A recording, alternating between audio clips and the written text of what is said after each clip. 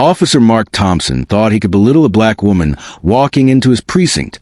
Little did he know, she was a new chief of police, and her silence was just the beginning. You could feel the tension in the air before she even spoke. The door creaked open to the Maplewood Police Department just past noon on a Thursday. It wasn't hot outside, but the humidity made tempers short. The kind of day where small things could escalate quickly. She walked in calmly, exuding confidence, dressed in a tailored navy blue suit with subtle heels. A leather-bound folder was tucked under her arm. In her mid-40s, perhaps older, her short natural hair framed her face, and gold studs adorned her ears. No badge on her belt, just presence. Behind the reception desk, Officer Jake Reynolds glanced up, then quickly looked down again, unsure of how to react. But someone else noticed too, Officer Mark Thompson, standing near the break room, half a cup of coffee in hand, and a bad attitude tucked under his belt. Thompson had been with Maplewood PD for over 20 years, a veteran not because of wisdom, but because he was too loud, too well-connected, and too mean to be pushed out. The kind of cop who scoffed at diversity training and used phrases like, "Some people just don't respect the badge." He locked eyes on her, clearly believing she didn't belong there. "Ma'am," he barked loudly enough for the entire lobby to hear, "this is a restricted area. If you're here to file a complaint, take a seat. Someone will get to you." She stopped walking, didn't flinch, just stood there for a moment, sizing up the entire precinct. "I'm not here to file a complaint," she said, her voice low but firm enough to make Thompson squint. "Then what are you here for?" he asked, amusement creeping into his tone. "Lost your car keys? You can't just waltz in here like this." She took a slow step forward. "I'm here to begin my first day." Thompson tilted his head, clearly entertained. "First day doing what?" "Cleaning the floors." A few officers chuckled behind their monitors, unsure if they should laugh or intervene, but no one spoke up to stop him. That's when she opened her folder and pulled out a plain cream-colored envelope. "I'm Sarah Johnson," she said, looking him dead in the eyes. "Your new chief of police." It was as if someone had unplugged the building.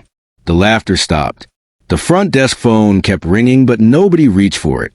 Reynolds looked like he might actually stop breathing. Thompson stared at her, waiting for a punchline that never came. "Chief," he said, stepping closer, the tone shifting. He wasn't amused anymore. "They let someone like you run this department?" There was the little twist in his voice. Everyone heard it, but nobody said anything. It was a loaded statement. Sarah stood still, her eyes never leaving his. "You might want to rethink how you're speaking to me," she said, "because your badge number is already on my desk." Thompson's face flushed red, and just like that, he snapped. Maybe it was anger, maybe disbelief, or perhaps something deeper that had been waiting for the right moment to explode. He leaned in and spat in her face, not near her, not on the floor, but directly in her face. A loud gasp rang out behind the front desk. Reynolds dropped his pen, and someone in the back whispered, "Did he really just—" But Sarah didn't yell. She didn't swing back. She calmly pulled a tissue from her bag, wiped her cheek once, and said, clear enough for the entire building to hear, "You just spit on the highest-ranking officer in this building, and the entire city will know about it." Just as the air turned electric, someone else walked in. Deputy Chief Eric Lawson stepped through the side hallway, just in time to see Sarah lowering the tissue from her face. He didn't speak right away. He didn't need to. One look at Thompson's frozen expression, and the stunned officers around the lobby told him everything. Lawson was no stranger to internal fires. He had been acting head for the past few months while the city council searched for a new permanent chief. He was steady, observant, and well-liked by the rank and file, but even he didn't expect this. "Thompson," Lawson said flat and cold, "hand over your badge and gun." No yelling, no lecture, just 6 words. Thompson blinked, unsure if he heard right. "You serious?" he asked. "I've never been more serious in my life," Lawson replied. Thompson looked around, but no one came to his defense. Even the officers who usually back him kept their eyes on the floor. "This is ridiculous," Thompson muttered. "You're just going to believe her story?" "There's video," Lawson said, motioning to the security camera bolted in the corner. "There are 10 witnesses. and you just spat in the face of the chief of police." Still, Thompson didn't move, so Sarah stepped forward. She didn't shout. She didn't posture. She just looked him square in the eye and said, "You can either follow orders or I'll have internal affairs pick you up before sunset. Your choice." Her voice was steady, not shaking, not flinching, just steel. Thompson stood there for another second, then with a dramatic sigh, reached under his shirt and unclipped his badge. It hit the reception counter with a metallic thud. The gun followed, slower, heavier, as he turned to leave. Lawson added, "You're on administrative leave pending investigation. Do not return to this building." Thompson paused at the door. "You're going to regret this," he said, more to himself than anyone else. Then he was gone. The door clicked shut behind him. Nobody said a word for a full 30 seconds. Not even a cough. Just a hum of fluorescent lights and the distant bark of a dispatcher's radio. Then Sarah adjusted her jacket, walked calmly over to the front desk, and looked at Officer Reynolds. "Would you mind showing me to the conference room?" she asked. Reynolds, still wide-eyed, nodded fast, and stood up so quickly he knocked over his chair. "Yes, Chief, right this way." As she followed him down the hallway, Lawson stayed behind in the lobby, his eyes sweeping across the other officers still standing frozen at their desks. "You all saw what just happened," he said. "And I don't care what opinions you came in here this morning, but if anyone thinks what Thompson did was acceptable, now would be the time to clean out your locker." No one moved. He turned and followed down the hall, leaving behind a room that suddenly felt colder. Meanwhile, Sarah stepped into the conference room and placed her folder on the table. She sat down and exhaled, not out of stress, but with clarity, like she'd been preparing for this moment for years. She wasn't just there to fill a chair or smile for a press release. She had come to lead, and if her first 5 minutes were any indication, she wasn't interested in waiting around for permission to do it. Before she could even finish reading the agenda for her first full day, the building's front desk phone rang. By the third ring, the story had already begun to leak. It started small, a single tweet from an anonymous account. "White officer spits in black woman's face at Maplewood PD. Turns out she's a new chief." At first, nobody outside Maplewood noticed. Then someone leaked the security footage, silent, grainy, but clear as day. The woman in navy, the spitting gesture, the shocked faces, and Thompson's exit. No audio, just raw visual proof, enough to light a fire. Within an hour, the tweet had 12,000 shares. By dinner, it had made the local 6 o'clock news. That night, it was on every major outlet from CNN to Fox. Chief Sarah Johnson, that's what the Cheerin read, assaulted by officer on first day at Maplewood PD. Her face became the headline, not because she asked for it, but because a white officer had spat in it on camera, in uniform, inside a government building.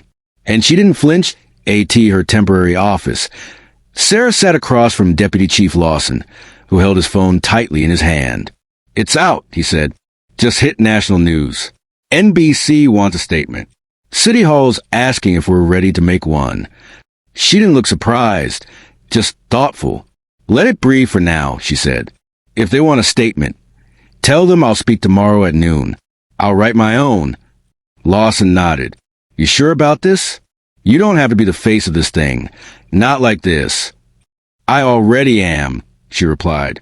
"The only question now is what I do with it." Meanwhile, across town, Thompson sat in his garage with the TV muted, staring at the footage on repeat. The pause button hovered right where his spit left his mouth. His phone was already full of missed calls from reporters, fellow officers, and 3 different unknown numbers he didn't pick up. His wife had left the house 2 hours earlier, saying she needed space.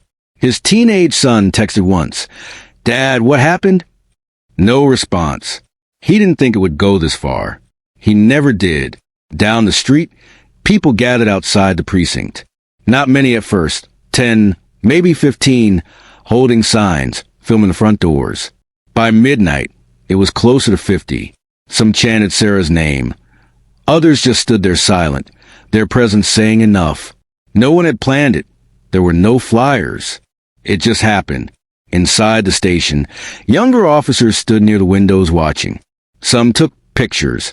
Others didn't know what to say. Officer Mendez leaned on the glass and whispered, "They're going to burn this place down if we don't get our act together." A rock, still stuck in denial, said, "It's just a reaction. Things will calm down." But even he didn't believe it. Lawson turned to Sarah, still in her office. "You've got two options tomorrow," he said. "You go up there and say it was personal, isolated, unprofessional, or you say what it really was." She raised an eyebrow. "And what do you think it really was?" He didn't answer right away. Instead, he sat down across from her. "I think Thompson's always been protected," he said. "I think we've let too much slide, and I think you standing there without raising a hand while he did that to you makes you more of a leader than most men who've ever worn this uniform." Sarah looked down at her notes, then closed the folder. "I'm not interested in making a spectacle," she said, "but I'm also not going to act like this was just about me." She stood. "Noon tomorrow, conference room. Get Mike set up and let the mayor's office know I don't need a script." As Lawson reached for his phone to start preparing the logistics, neither of them realized just how many people would show up to hear what she had to say. By 11:30 the next morning, the front of the Maplewood Municipal Building looked like the entrance to a courthouse during a national scandal. Reporters lined the sidewalk. Boom mics stretched across each other like fishing poles. Folding chairs filled fast, but people kept arriving. Residents, clergy, former cops, students holding hand-painted signs with phrases like "We see you, Chief," and "Respect has a uniform, too." Inside the department's small press room was at full capacity. Cameras from at least 6 national outlets were live. City officials filled the back wall in stiff rows, including Mayor Randall Blake, who looked more like he wanted to disappear than be seen. Sarah Johnson walked in wearing a charcoal gray suit. This time, no notes in hand, no security escort, just herself. She stood behind the podium and paused for a full 10 seconds, letting the silence do the work. Then she spoke. "I won't repeat what happened. You've all seen the video. You've seen what Officer Thompson did. You've seen how I responded. And now you're here because what happened wasn't just about one officer and one woman." She leaned slightly forward, holding the room's attention like a thread. It was about a culture. One that rewards silence, one that treats challenge as disrespect, one that forgets a uniform doesn't make you honorable, your choices do. Some reporters scribbled frantically. Others just recorded. "Let me be clear," she continued. "I didn't come to Maplewood to make people comfortable. I came to make this department accountable to its people, its promises, and its past." She stepped away from the mic, folded her hands, and added, "And I'm not going anywhere." The room erupted in applause from the back. Flashes lit the walls. A few officers seated near the side door didn't clap, but they didn't walk out either. Outside, the crowd responded instantly. Cheers, chants, people lifting their signs higher. Within minutes, clips of her speech hit the internet. TikToks, tweets, news cuts. One video just 45 seconds long had over 2 million views by nightfall. But while the public rallied around her, something else stirred within the department. An unsigned letter circulated online that night. It appeared on a local blog first, then was picked up by a regional outlet. Allegedly written by concerned officers of Maplewood PD, it claimed that Johnson had divided the department, that Thompson's behavior was regrettable but provoked, and that morale was in rapid decline under her hostile leadership style. No names, no sources, just venom. By midnight, a few familiar names from the police union began echoing similar sentiments on AM talk radio. Former Sergeant Clint Renner, retired but still influential, called into a local show and said, "This isn't about race or gender. It's about someone walking into a house they didn't build and tearing down the walls before asking why they were there." The message was clear. Johnson had enemies, some quiet, some organized. She read the letter the next morning with a steady hand, not even blinking. Lawson tossed the printout on her desk. "It's a coordinated pushback," he said. "They're trying to paint you as the problem. They'd rather protect their shame than fix it." She replied, "That's not new, but the city's watching now." He said, "Every move we make." She gave a small shrug. "Good. Then let's give them something worth watching." But while Sarah remained calm under the pressure, something else was bubbling beneath the surface. Something buried in Maplewood's past that she hadn't yet uncovered. 2 days after the press conference, Sarah Johnson sat at the head of a long oak table inside the Maplewood PD's main conference room. The door had been left open on purpose. Symbolic. For the first time in the department's history, a black woman was leading the weekly command staff meeting, and the weight of that moment wasn't lost on any 1.15 officers lined both sides of the table. Some in uniform, others in plain clothes. A few had worked in the building for decades. Some were barely out of their probationary period. Most were silent. Sarah looked around the room. "Before we begin, I want to say something very simple," she said. "Respect isn't optional in this department anymore. It's the baseline, and that includes how we treat the public, each other, and the badge." No one interrupted, but several jaws tightened. She tapped the folder in front of her. "Today's meeting won't follow the usual structure. I've read every misconduct report from the last 5 years. We're going to talk about what's been ignored, mishandled, or buried." A pause. "Some of you won't like that. That's fine. But if silence was working, I wouldn't be standing here." Captain Drew Holston, a broad-shouldered white man with 30 years in the department, leaned forward. "With all due respect, Chief, morale is already low. Officers are worried about being thrown under the bus for things they didn't do." Sarah nodded. "Then those officers should welcome accountability. It protects the ones doing the job right." Holston leaned back in his chair, his eyes not moving from hers. Across the table, Officer Rima Patel, a young Indian-American officer assigned to Internal Affairs, spoke up for the first time. "Actually, I'd like to say something," she said, her voice firm but measured. "We had complaints from female officers about hostile locker room behavior. Some reported it to HR. Nothing happened. That's not just a morale issue. That's a leadership failure." The room shifted. A few heads turned, while others looked down at their notes. Sarah didn't smile, but her voice softened. "Thank you, Officer Patel." She pulled out another sheet. "According to this document, for misconduct cases involving Officer Thompson were closed without formal inquiry. One of them involved excessive force during a traffic stop of a black teenager. Why weren't these followed through?" No one answered. "I'll be reopening those cases," she said plainly, "starting this week." The room stayed still. She kept going. "I'm also issuing new department-wide protocols. All body cam footage must be submitted within 2 hours of any civilian interaction. Complaints must be acknowledged within 24 hours, and no more internal investigations handled by supervisors from the same division." A couple of officers exchanged glances. "And if anyone has a problem with that," she added, "my door's open, but don't mistake disagreement for obstruction. Those are two very different things." The meeting wrapped after 90 minutes. No small talk on the way out, no handshakes, just quiet footsteps and unreadable faces. As Sarah walked back to her office, Lawson fell into step beside her. "That could have gone worse," he said with a dry tone. "It will," she replied. "They're used to pretending this place isn't broken." He stopped in the hallway. "You know this is going to make you a target." "I already was," she said. "Now it's just out in the open." They reached her door, and just before she stepped inside, Lawson asked, "What made you come here?" "You could have taken jobs in bigger cities, safer roles, less fire." Sarah looked at him for a beat. "Because this place reminds me of the one I grew up in," she said. "And no one came for us back then. I want to be the person I wish we had." But as she closed her door and sat down, she didn't know that someone was already working behind the scenes to tear her down from inside the department. 3 days after Sarah announced the new reforms, an anonymous Instagram page popped up. The profile picture was a thin blue line over a black background. The bio read, "For the real men and women of Maplewood PD." At first it seemed harmless, just a few throwback photos, inside jokes, old squad shots. But by the end of the day, the tone shifted. They posted a photo of Thompson in uniform, captioned, "Decorated veteran forced out by politics. This is injustice. This is revenge." The post racked up hundreds of likes in hours. Comments flooded in. "Thompson was always fair. The media's twisting it. This chief is tearing apart what used to be a brotherhood. He made one mistake. It doesn't mean he's a racist."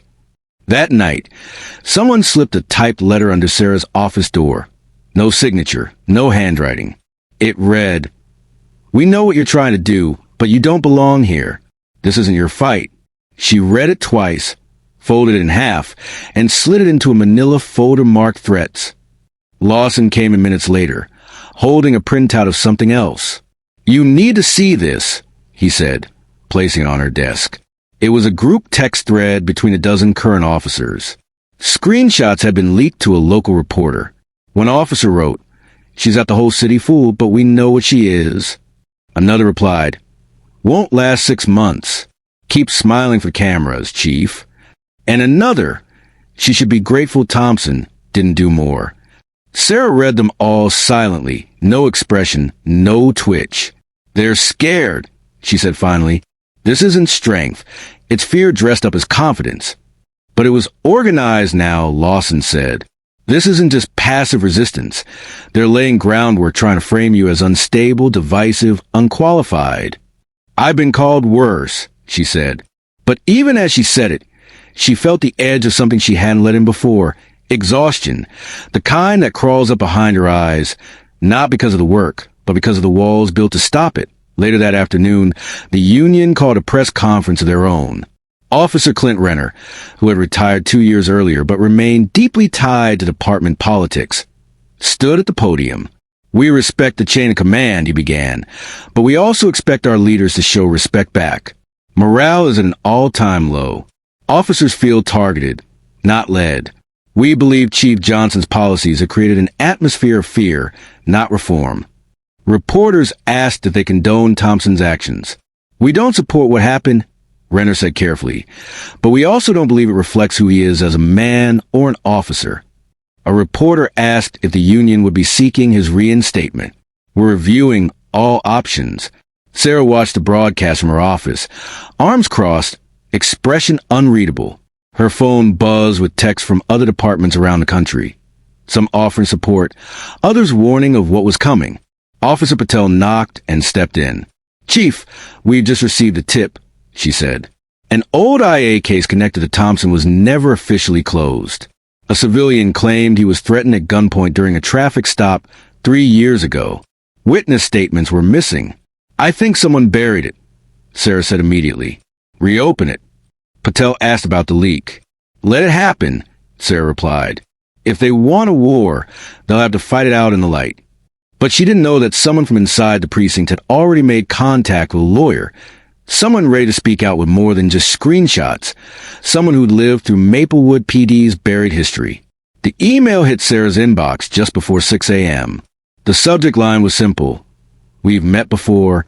I want to talk." Attached was a scanned affidavit, 5 pages long, signed by a man named Marcus Green. The name wasn't familiar to her at first, but by the second paragraph, she recognized the case. Marcus had been arrested 7 years ago during what Maplewood PD had labeled a routine traffic stop. The report claimed he was hostile, refused to comply, and was found with unregistered ammunition. He served a year in county, but the affidavit told a different story. According to Marcus, Officer Thompson and his partner pulled him over on a rural stretch of Maplewood Road. He was on his way home from his mother's birthday dinner. No weapons, no threats, just a cracked tail light. He claimed Thompson ordered him out of the car, pointed a gun at his head, and told him this road seen more than its share of buried problems. Marcus had filed a complaint the day after his release. It never went anywhere. Sarah sat back in her chair, letting the words sink in. She called Lawson immediately. "Find that original report. I want the dash cam, body cam, complaint form, everything." Lawson didn't even ask why. "Give me an hour." By noon, Sarah had all the files. The dash cam footage had been mysteriously damaged in transfer. The complaint form had no assigned investigator, and Thompson's partner at the time, Officer Troy Bixler, had retired just 2 months ago. She picked up the phone. "Get Bixler on the line. I want a voluntary interview. If he says no, we subpoena him." An hour later, Bixler was sitting in front of her, late 50s, worn-down eyes that had seen too much and told too little. "You know why I called you in," she said. He nodded slowly. "I'm not looking to burn anyone," she continued, "but I won't protect lies." "Did Thompson threaten that man?" Bixler looked at the table, took a long breath, and said, "Yes." Silence. He always pushed the line, Bixler continued. But that night he crossed it, put the barrel right between that kid's eyes and told him if he blinked wrong, he'd be digging his own grave. And you didn't report it? Sarah asked. I was scared, Bixler said, his voice breaking slightly. Back then, if you spoke out, you weren't just blackballed. You were ruined. He had friends all the way up the ladder. They buried it. They always did. Sarah leaned forward, her voice even. Do you have anything to prove it? Bixler reached into his pocket and pulled out a worn flash drive. I kept the backup. I couldn't live with it. The video wasn't long, grainy dash cam footage, no sound, but it showed the exact moment Thompson stepped out, opened the door to Marcus's car, yanked him out by the collar, and forced him to his knees. No visible cause, no resistance. It was damning. By 4 p.m., Sarah called a press conference.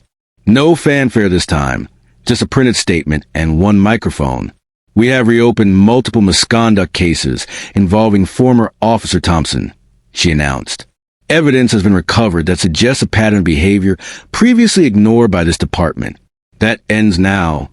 She didn't name Bixler. She didn't name Marcus, but she made it clear the days of secrecy were over. Later that night, Marcus Green called her directly. Thank you, he said. I thought I'd have to carry that with me forever. You don't, Sarah replied. Not anymore. Still, not everyone was ready for the truth. That same evening, 2 officers anonymously declined assignments for the next morning, citing stress. One senior detective submitted a sudden request for medical leave. The tension inside the department was rising. But for Sarah, the mission was clearer than ever. Just as the walls were starting to crack, the city council called a special hearing, and not everyone on that panel wanted her reforms to continue. The special hearing was scheduled for Monday morning at City Hall. Officially, it was called a department oversight session, but everyone knew what it really was: a political stage, a chance for council members to distance themselves from the fire or pour gasoline on it, depending on where they stood. Sarah arrived early, wearing a dark forest green blazer and carrying only a slim notepad. Lawson walked beside her in silence. Outside the building, a crowd of over 200 had gathered, some cheering, others holding signs accusing her of dismantling the force. Inside, the chamber buzzed with low murmurs. The council table stretched wide across the dais, flanked by microphones and nameplates.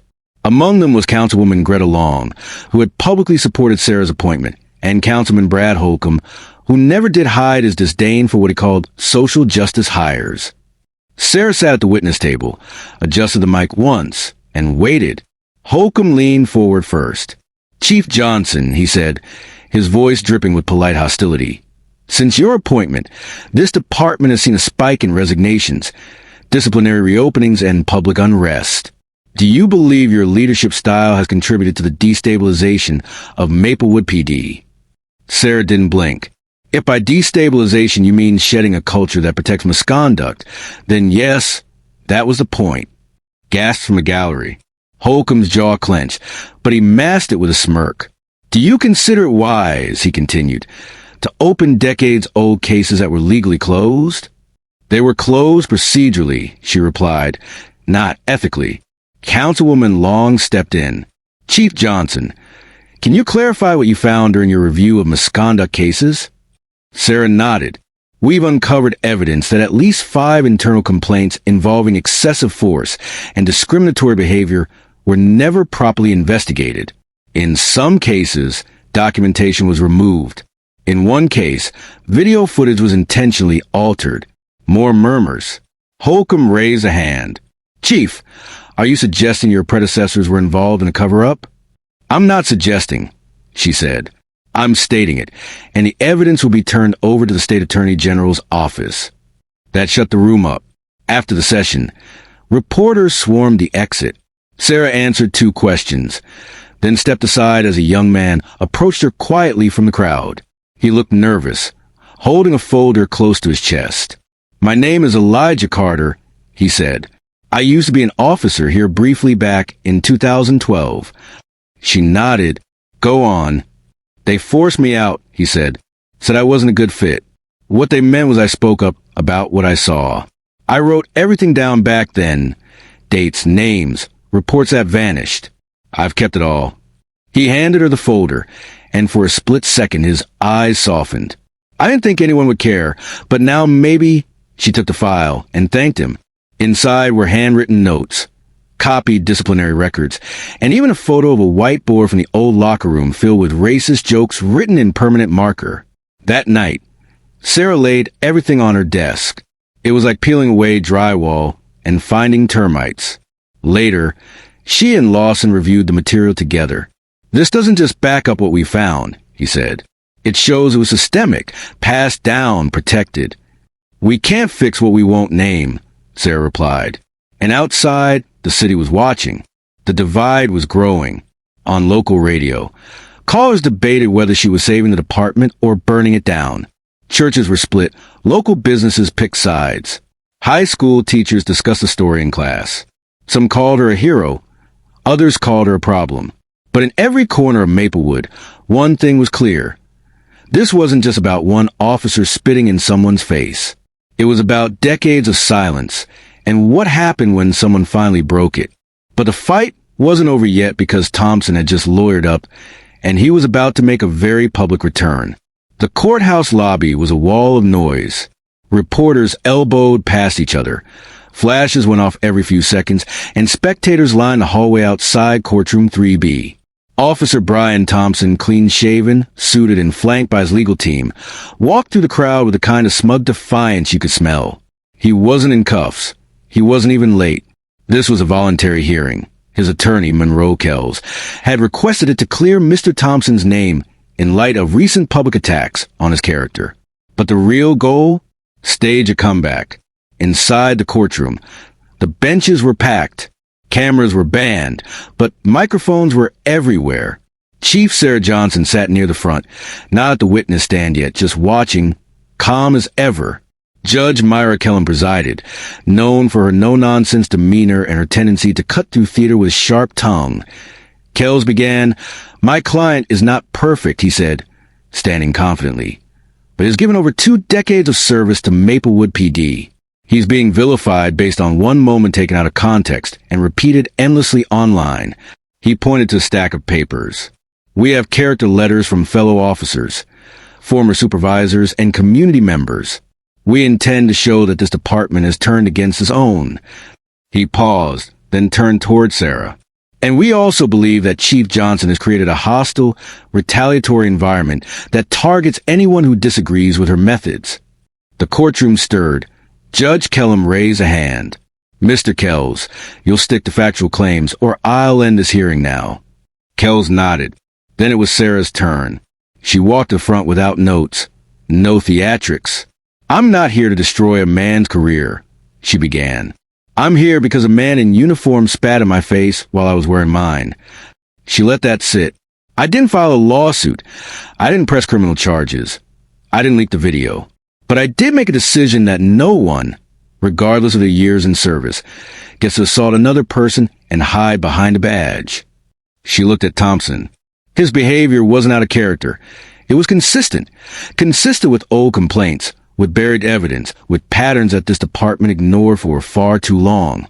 Then she looked back at the judge. "This isn't about me. It's about whether truth matters more than comfort." A long silence followed.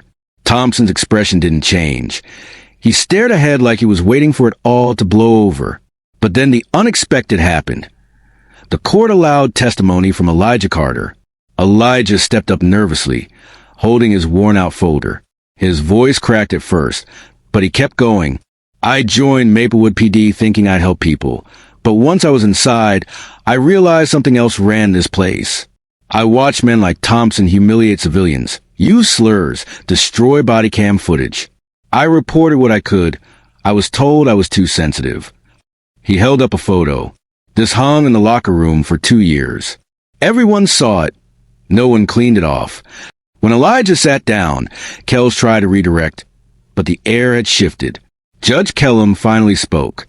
"This isn't a trial, but it is a reckoning," she said. "Mr. Thompson, while I can't render criminal punishment today, I can refer this case to the State Review Board, and I will." Thompson's smirk was gone as the session ended. A few officers who had shown up in quiet support Thompson slipped out early. Others stayed back and walked past Sarah with nothing but brief glances. Lawson met her near the steps outside. "You held your ground," he said. "I didn't come here to survive it," she said. "I came to finish it." But what came next wasn't a verdict. It was the first real vote for change, and it started with the people inside the department itself a week after the hearing. Something quiet but historic happened at Maplewood PD. For the first time in the department's history, a collective vote was held among officers, administrators, and civilian staff. Not about a policy, not about pay, but about a new department-wide code of conduct. Sarah had drafted it herself. No PR firm, no committee, just pages of expectations rooted in respect, transparency, and community-first policing. Every member of the force would be required to sign it or voluntarily resign. It wasn't a threat. It was a line. The vote wasn't unanimous, but it was clear. Out of 127 employees, 91 signed immediately, 17 asked for clarification, and 19 turned in their resignations. Sarah didn't chase them. She didn't offer exit interviews or closing remarks. Sometimes the cleanup begins when the door closes behind you. She told Lawson that afternoon. She walked through the building slowly, deliberately, visiting each department wing. Not to give orders, but to speak face-to-face, one office at a time. In dispatch, she asked the operators what equipment they needed. In records, she asked what complaints they were tired of seeing ignored. In the patrol room, she pulled a chair next to the bulletin board and told the rookie officers, "If you ever see me get it wrong, say something." One of them, Officer Jeannie Park, spoke up. "Most of us just want to do it right," she said. "We've just never seen what that's supposed to look like before." Sarah smiled. "Well, now you do." Meanwhile, outside the walls of the station, change rippled through the city. Small things at first. A black business owner who had been harassed during a bogus search 5 years ago received a formal apology signed by the department. A mother who had stopped attending council meetings returned, this time bringing her daughter. A student group invited Sarah to speak at Maplewood High. She accepted and told them, leadership isn't about being liked. It's about being honest when it costs you something. Not everyone was on board. Some residents still grumbled. Certain radio hosts continued spinning their narratives. But even they couldn't deny it. Maplewood had shifted. And Thompson? His case had been sent to the state board for review. He'd lawyered up again, this time more quietly. Rumor had it, he moved in with a brother 2 counties over. His name still came up from time to time, usually as a reminder of what used to be tolerated. One day, Sarah returned to her office to find a small package on her desk. No return address. Inside was a single Polaroid photo. It was old, grainy, but you could make out the names written on the back. Her father and uncle, both in uniform, Birmingham PD, 1976. A sticky note rested beside it. They would have been proud. Keep going. She stared at it for a while, then set it gently on her shelf. Later that evening, as the building emptied and the sun dipped behind a line of brick rooftops, Sarah sat at her desk and began writing her first department-wide memo under the new policy. It started simply. This badge means nothing if we're afraid of the truth. From now on, we face it together. She signed it, saved the draft, and leaned back in her chair. Not because she was finished, but because she knew the hard part, the honest part, had only just begun. And if there's one thing to take from Sarah Johnson's story, it's this. Power doesn't make you worthy of respect. Character does. And sometimes, change walks in quietly, but leaves a door open wide enough for others to follow. If you're watching this and wondering if your voice matters, whether your job, in your community, or just in a room where no one else is willing to speak, remember this. It only takes one person to change the tone of a room. Be that person. And if this story moved you, subscribe. There's more to tell.